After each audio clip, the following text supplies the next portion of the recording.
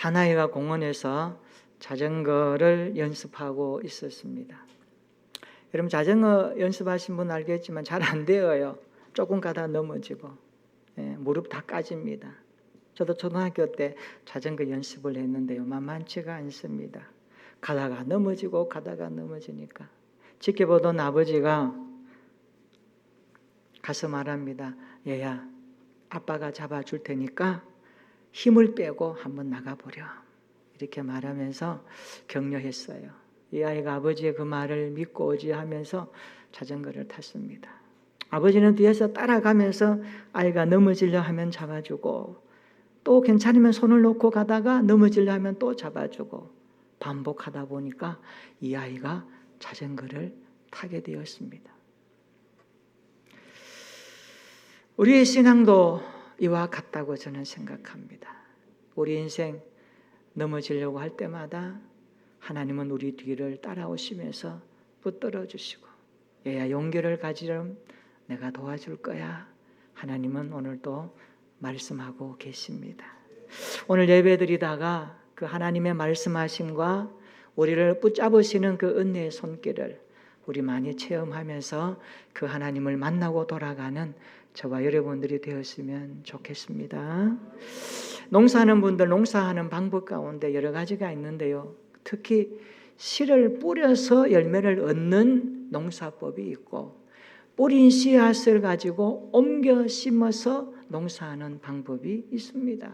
예를 들면 벼농사 같은 경우에는, 우리나라 같은 경우에는 모판에다가 벽씨를 뿌리죠. 그러면 그 벽씨에서 삭이 나오면 그것을 어떻게 합니까? 다시 논으로 옮겨 심습니다. 이걸 모내기라 그러죠. 요즘은 이해한기에서 다 합니다만, 그렇게 해야 수확을 많이 거둘 수가 있습니다. 고추 농사는 어떻습니까?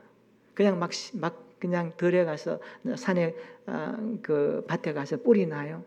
아니죠.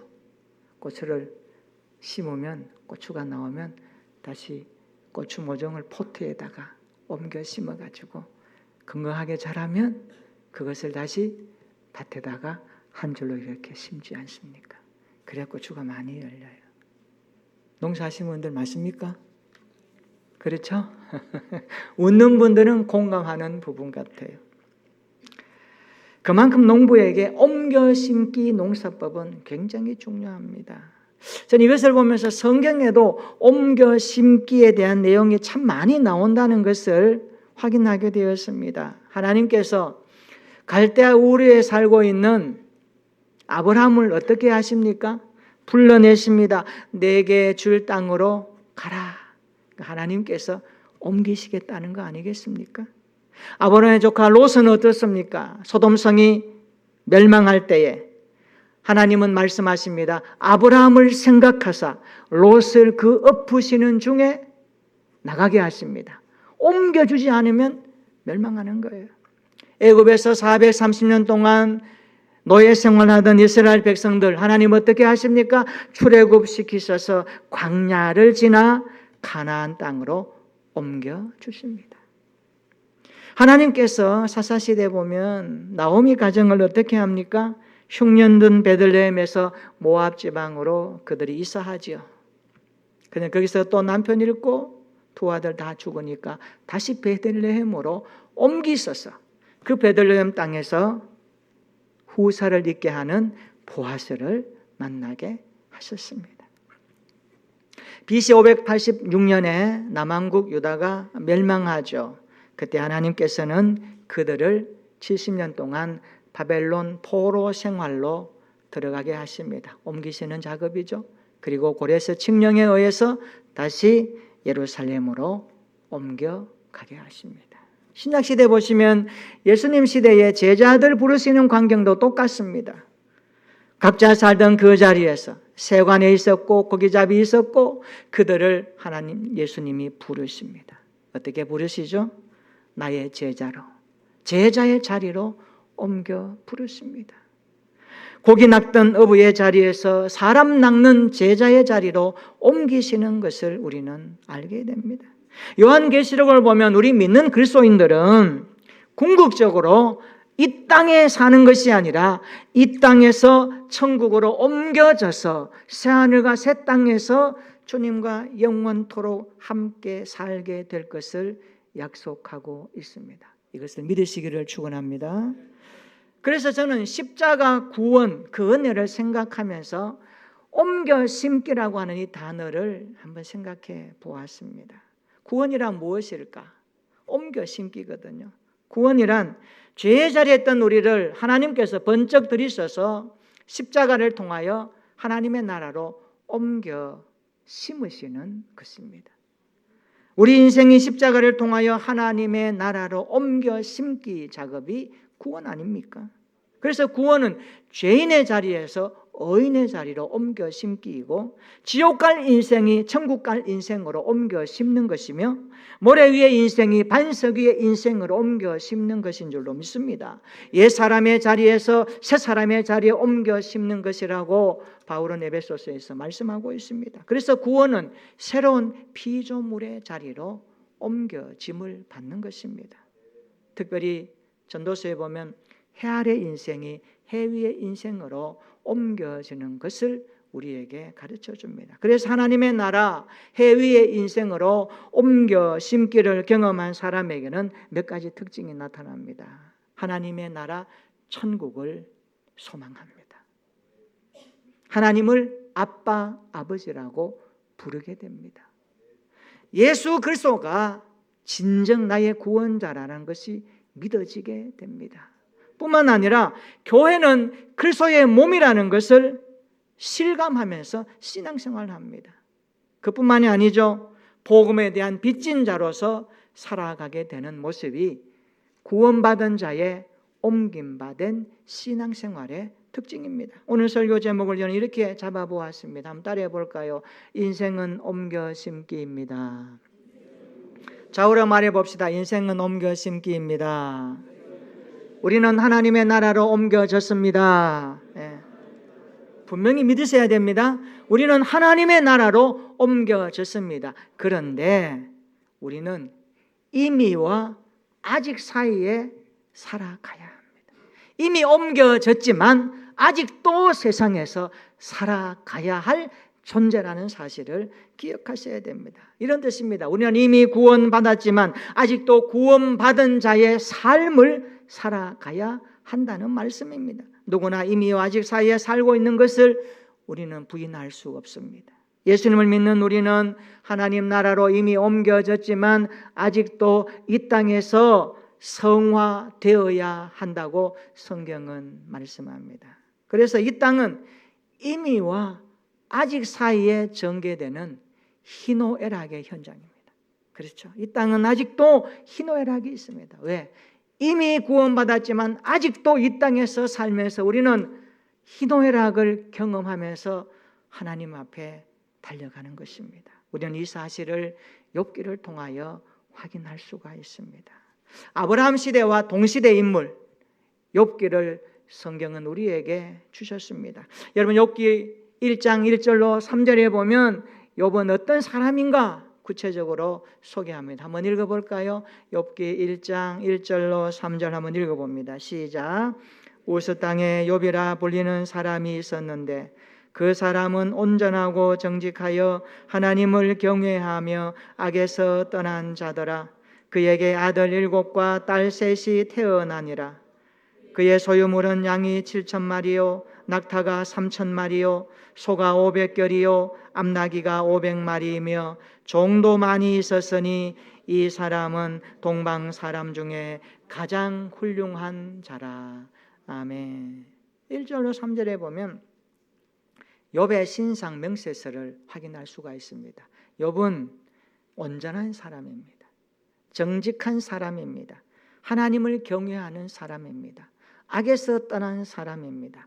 가족은 아내와 함께 7남 3녀 10남매를 두고 살았던 인물입니다. 그의 재산은 규모가 얼마나 큽니까?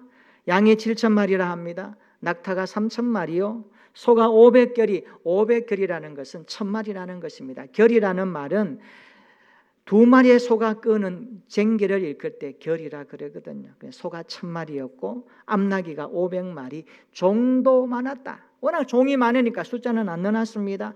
동방 사람 중에 가장 훌륭한 사람이라.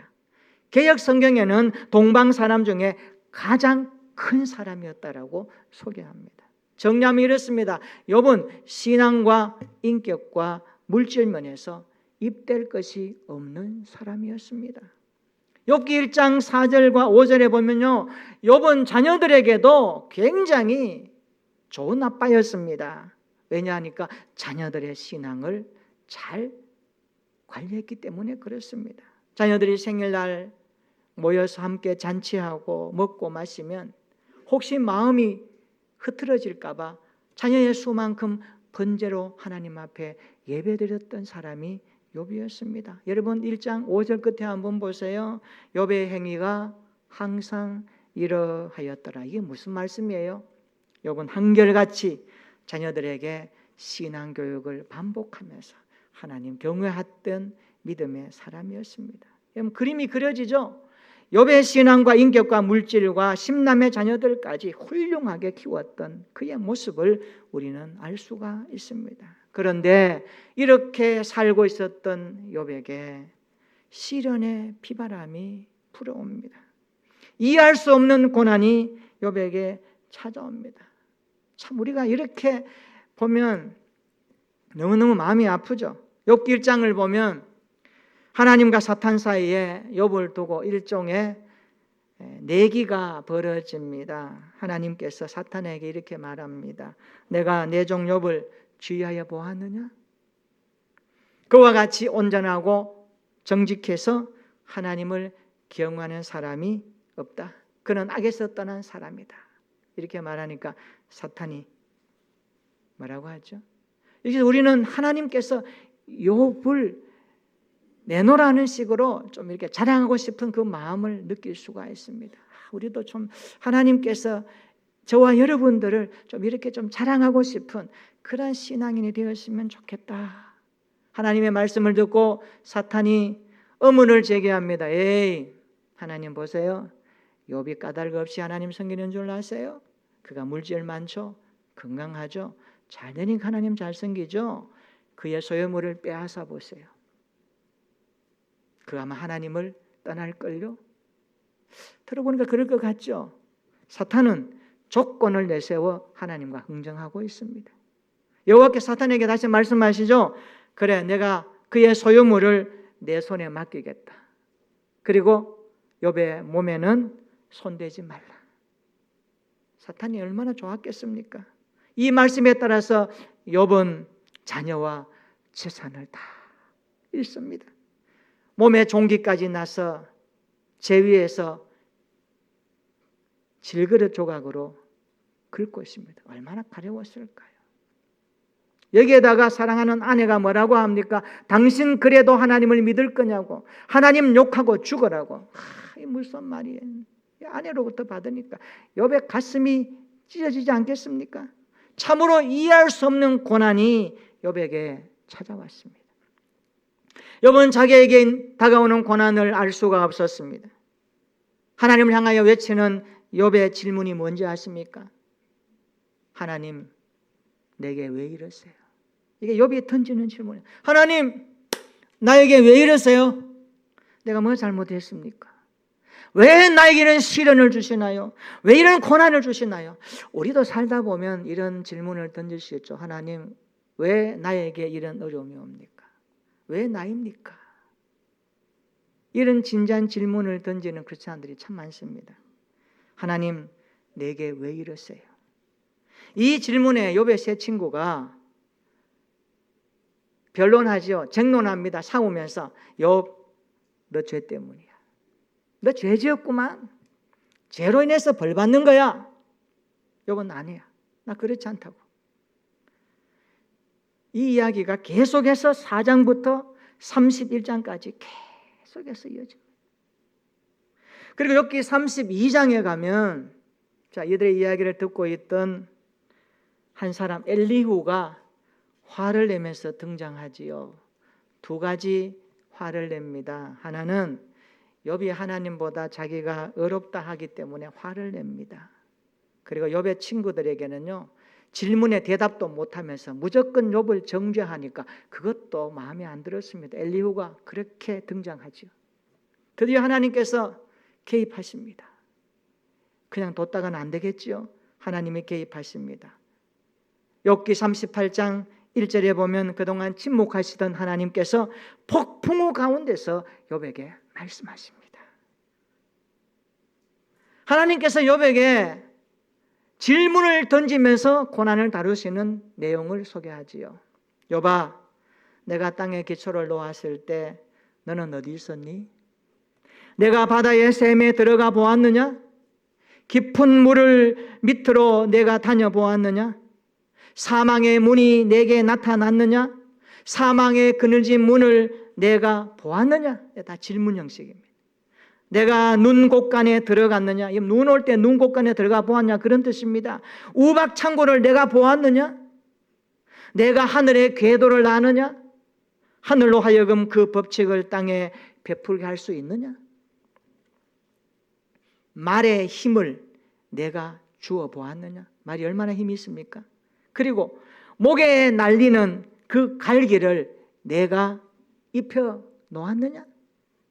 트집 잡는 자가 전능자와 다툴 수 있느냐? 하나님을 탓하는 자는 대답해 보라는 겁니다. 이걸 보면 하나님이 굉장히 마음이 언짢았다는 것을 느낄 수가 있죠. 자, 하나님의 질문의 핵심은 이겁니다.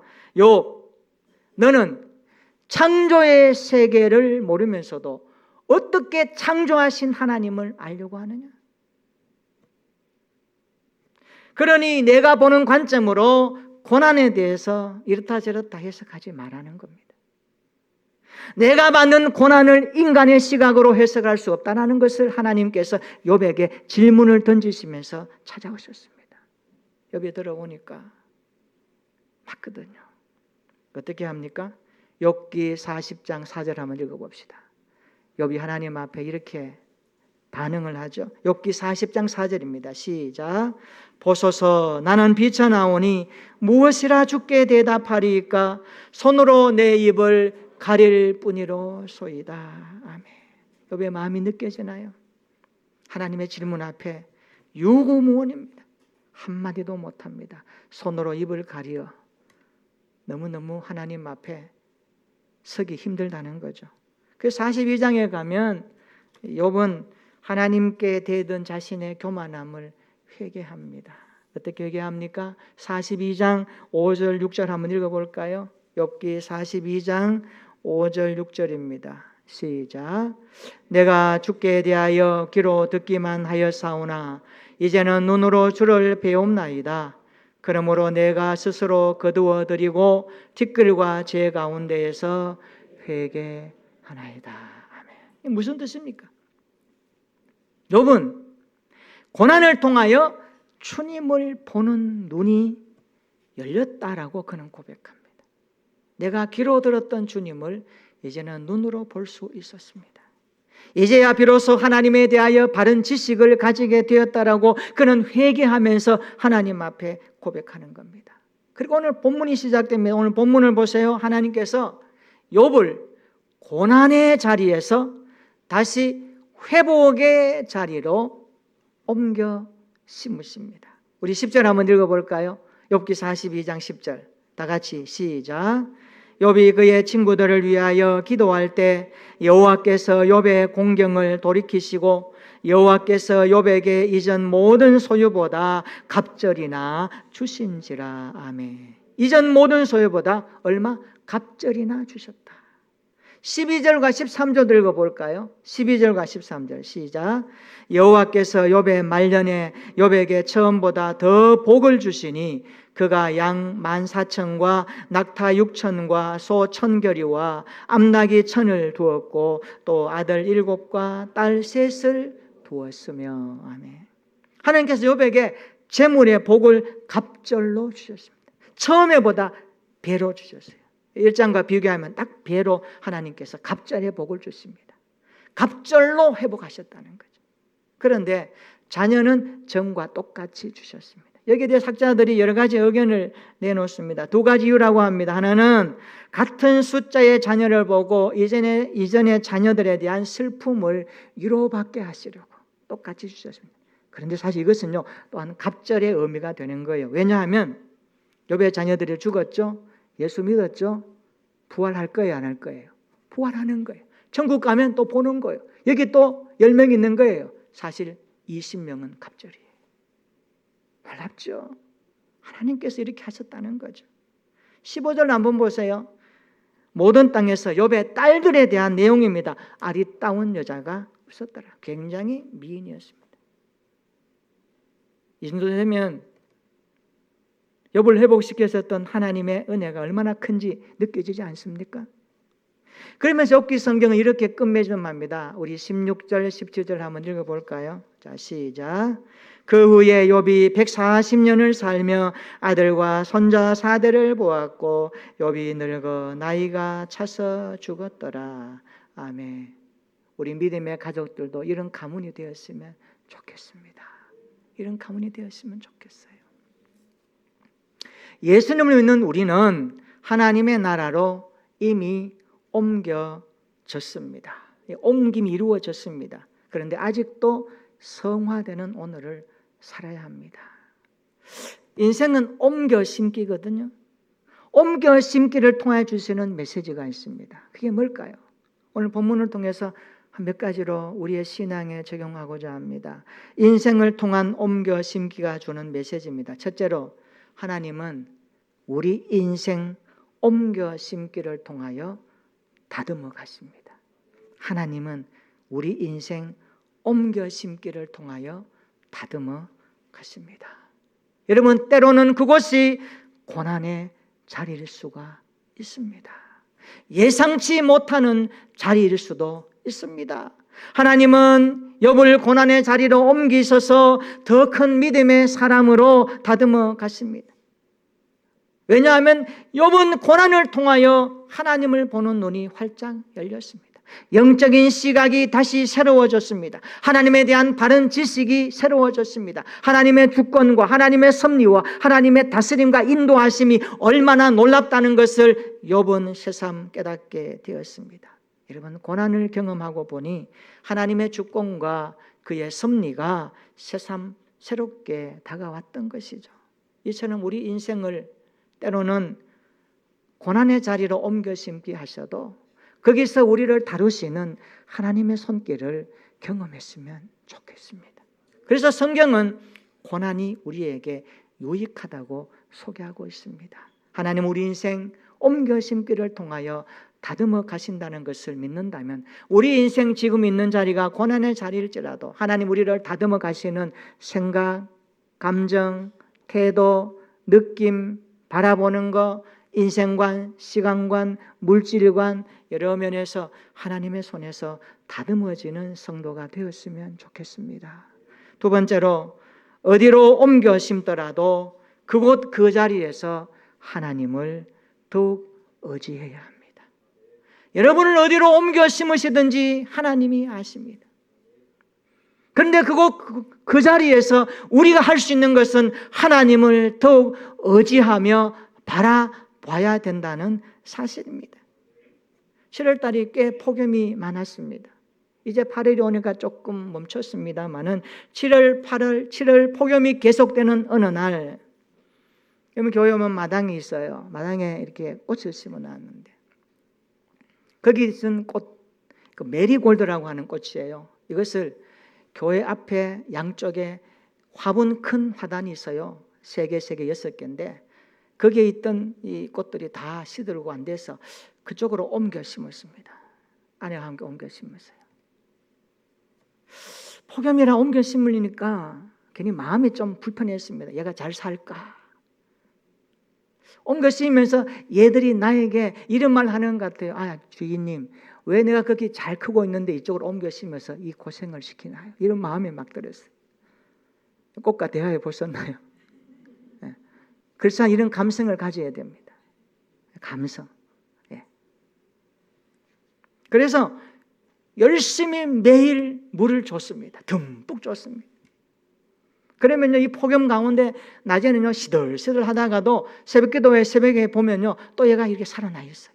이걸 반복하다가 이제는 보면 꽃을 피워서 건강해요. 어제는 얘가 이렇게 기울어 가지고 가지가 철져서 보기가 그래서 집사람하고 아이들이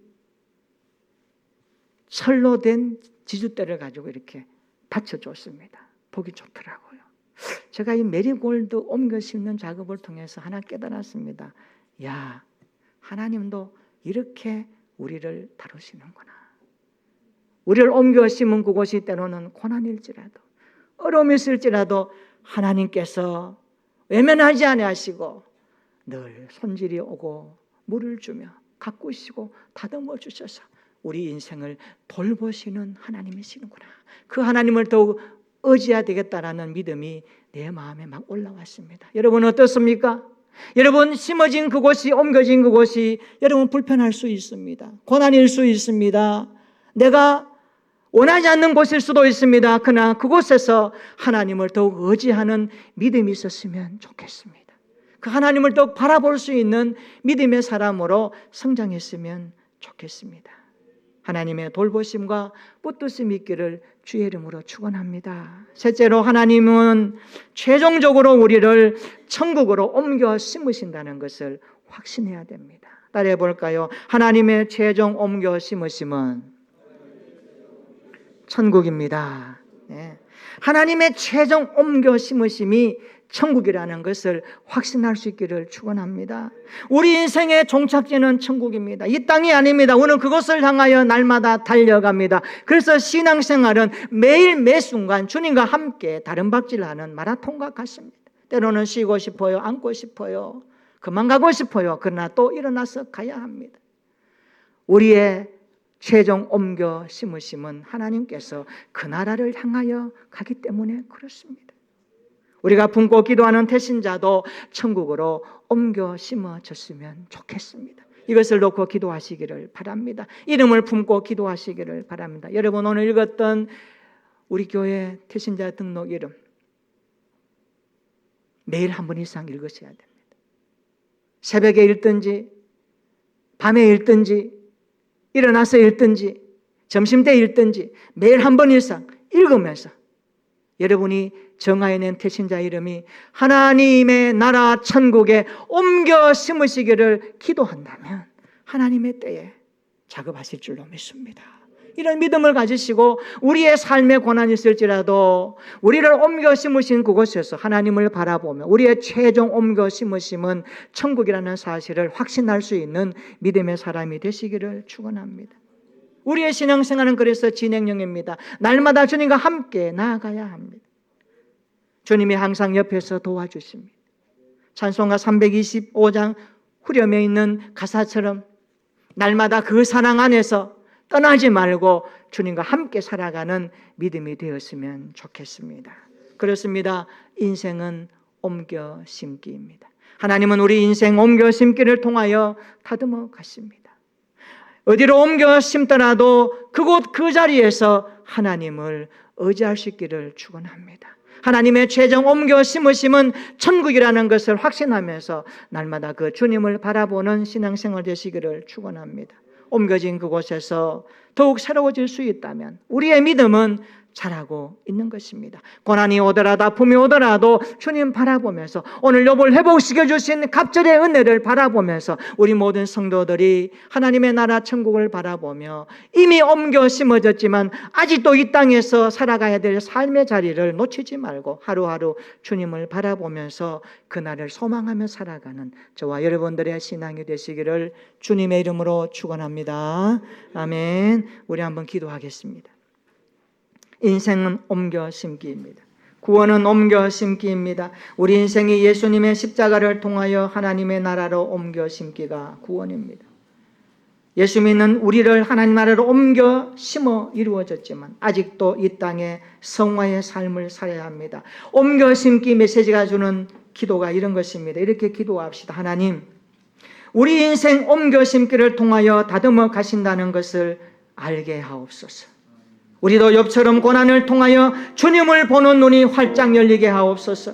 하나님의 주권과 놀라운 섭리에 대한 바른 지식을 가지게 하옵소서. 어디로 옮겨 심더라도 그곳 그 자리에서 하나님을 더욱 의지하는 믿음을 주시옵소서.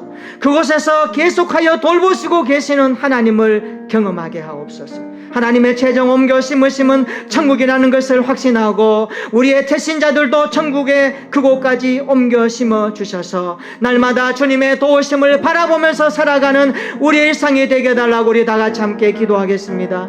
전능하신 하나님 아버지, 인생은 옮겨 심기입니다. 구원은 옮겨 심기입니다. 예수님의 십자가를 통하여 하나님의 나라로 옮겨지게 하시니 감사합니다. 이 땅을 살아가는 우리에게 옮겨 심기를 통한 주님의 메시지를 받고 이렇게 기도합니다. 하나님, 우리 인생 어디로 옮겨 심든지 그곳에서 우리를 다듬어 가신다는 것을 확신하게 하옵소서. 우리도 욥처럼 고난을 통하여 주님을 보는 눈이 활짝 열리기를 소망합니다. 주님의 주권과 주님의 섭리와 주님에 대한 올바른 영적 지식이 새로워지기를 원합니다. 어디로 옮겨지더라도 그곳 그 자리에서 하나님을 더욱 의지하는 믿음이 필요합니다. 주여, 이런 믿음을 우리에게도 허락하여 주옵소서. 그곳에서도 계속 돌보시고 인도하신다는 하나님을 바라보게 하옵소서. 우리의 최종 옮겨 심으심은 천국이라는 것을 확신합니다. 그곳을 향하여 달려갈 때에 우리의 태신자들도 그곳에 심겨지기를 원합니다. 기도할 때마다 저들의 삶의 자리에 주님 역사하시고 간섭하셔서 우리 인생 옮겨 심음 받은 자로 살아가는 원의 사람이 그들도 우리와 함께 되게 하여 주셔서 어느 곳에서도 주 예수 그리스도의 은혜를 노래할 수 있는 우리 모든 성도들 삼아 주시옵소서. 새하늘과 새 땅을 향하여 나아가는 이 땅 오늘이 고난과 역경이 있더라도 좌절하지 말게 하시고 주님의 옮겨 심으심의 은혜를 바라보면서 날마다 하나님의 약속 구원 그 믿음을 붙들고 달려가는 우리의 하루하루가 되게